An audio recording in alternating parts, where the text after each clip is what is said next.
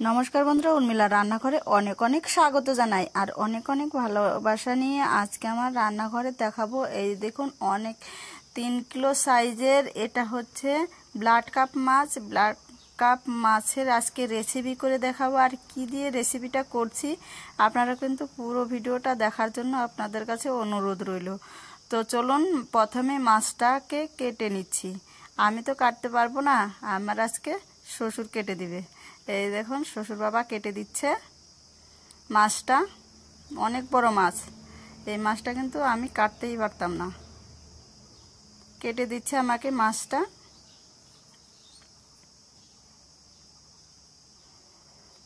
প্রথমে মাছটা কেটে দিচ্ছে কিন্তু আমাকে। 3 কিলো ওজনের ব্লাড কাপ মাছ, খেতেও কিন্তু দেখেছেন অনেক কিন্তু চর্বি হয়েছে মাছটাতে। চর্বি বলতে ভুল, কিন্তু তেল হয়েছে মাছটাতে, দেখেছেন তো। আর এই রেসিপিটা আমি কলা পাতার পাতুরি করে দেখাবো। আর কিভাবে করছি দেখতে থাকুন। এই দেখুন, অনেকটাই তেল হয়েছে কিন্তু মাছটাতে। আর বড় হতো মাছটা, পুকুরের মাছ, আমাদের পুকুরের মাছ। আর পুরো ভিডিওটা দেখবেন। এই মাছটা দেখতে যত বড়, কিন্তু মাথাটা কিন্তু অত বড়ও নয়, মাথাটা কিন্তু ছোটই আছে, মাছটাই বড়। পিস পিস করে কেটে নিচ্ছি।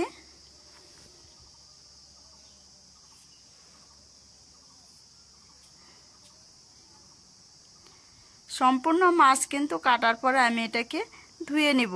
আর আমার ভিডিওটা যারা নতুন আছেন তারা অবশ্যই সাবস্ক্রাইব, লাইক, কমেন্ট করে পাশে থাকবেন ভিডিওটা দেখে। এই দেখুন, তারপরে হচ্ছে মাছটাকে আমি সম্পূর্ণ ধুয়ে নিয়েছি। মাছটা কিন্তু এইটুকুই না, আর একটু মাছ ছিল, পাশের বাড়ির একজন ওরা নিয়েছে, আর আমাদের কিছুটা রেখে দিয়েছে। এই যে দেখুন, মাথাটা কিন্তু মাছ হিসেবে সেরকম বড় নয়। পিসগুলো দেখেছেন তো কত বড় বড়, আর খেতেও কিন্তু এই মাছটা কিন্তু অসাধারণ লাগবে। তো দেখুন, আজকে আমি করব কলা পাতার পাতুরি। আর কিভাবে করছি চলুন দেখা যাক পুরো ভিডিওটা। প্রথমে আমি এতগুলো মাছ রান্না করব না, এই যে দেখুন এই কটা মাছ রান্না করছি। মাছটাকে নিয়ে নিলাম প্রথমে।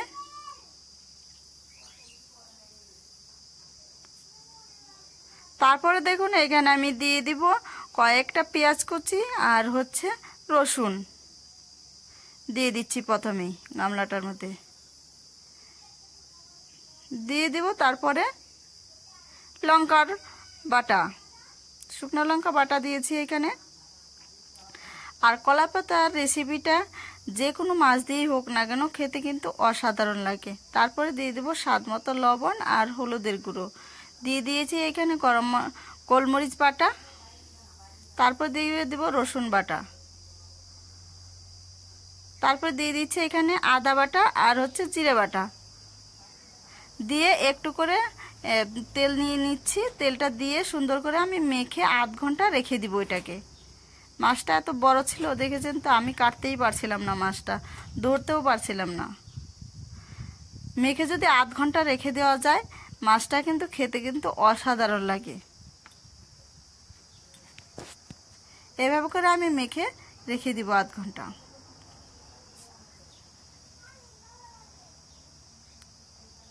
তারপরে দেখুন, কলা পাতায় কিন্তু অলরেডি আগে থেকেই তেল দেওয়া হয়ে গেছে, কলা পাতাটাও কিন্তু ছেঁকে নিয়েছি।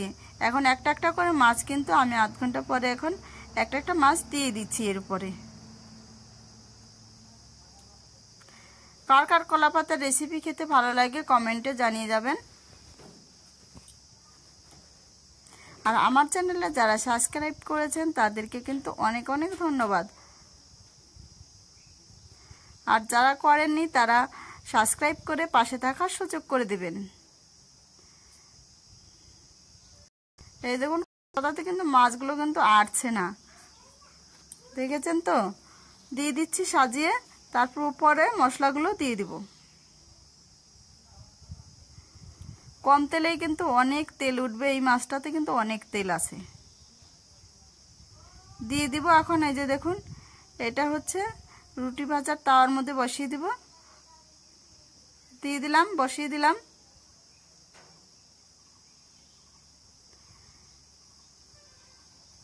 এই দেখুন রুটি ভাজা তাওয়ার মধ্যে আমি বসিয়ে দিব। এইভাবে করে খেলে কিন্তু অসাধারণ লাগে খেতে।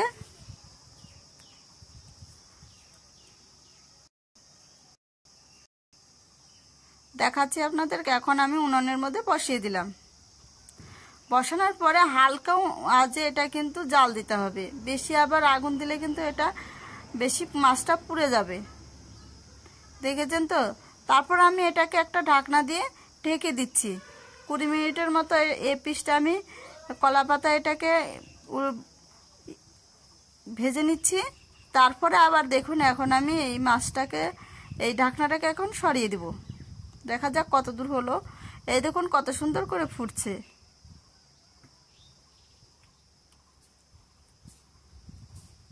কত সুন্দর একটা সেন্ট বেরিয়ে এসছে কলা পাতায়, মানে ও অসাধারণ। ওয়াও, আমার তো ভালো লাগে। তারপরে এখন দেখুন এই পিসটা আমার হয়ে গেল। এখন মাছগুলোকে উল্টানোর পালা, উল্টিয়ে দিব মাছগুলোকে।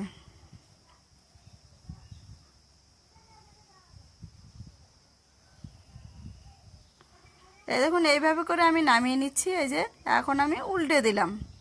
মাছটা একটু হালকা মনে হয় লেগে আসছে, হ্যাঁ সত্যি একটু হালকা একটু লেগে আসছে, পোড়া পোড়া হয়ে আসছে। তারপরে আবার দেখুন ওই রুটি ভাজা তাওয়াটা পরিষ্কার করে নিলাম। আবার সেম কলা পাতা দিয়ে উল্টে মাছটাকে কলা পাতার মধ্যে তেল দিয়ে, হালকা একটু তেল দিয়ে মাছটাকে উল্টে দিলাম। উল্টে দেওয়ার পরে এই দেখুন উনুনের মধ্যে বসিয়ে দেওয়ার পর আমি দেখুন হালকা একটু তেল দিয়েছি, সরষের তেল।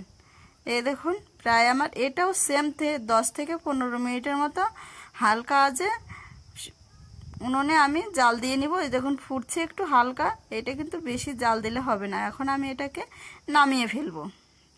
তো কি ভিডিওটা দেখে ভালো লাগলো তো? আপনারাও যদি এইরকম চান তাহলে বাড়িতে অবশ্যই ভিডিওটা দেখে বানিয়ে নেবেন, দেখবেন ভালো লাগবে। আর আমি কালকে অন্য ভিডিও নিয়ে আসবো আপনাদের কাছে। আপনারা ভালো থাকবেন, সুস্থ থাকবেন এই কামনাই করি। আর পুরো ভিডিওটা দেখার জন্য অনেক অনেক ধন্যবাদ। দারুণ একটা কিন্তু কালারও এসছে, আবার কিন্তু সেন্টও বেরিয়েছে দারুণ। তো আপনাদের কাছে বিশেষ অনুরোধ রইল, আপনারাও বাড়িতে এরকম ভিডিওটা দেখে বাড়িতে রান্না করে দেখবেন অবশ্যই।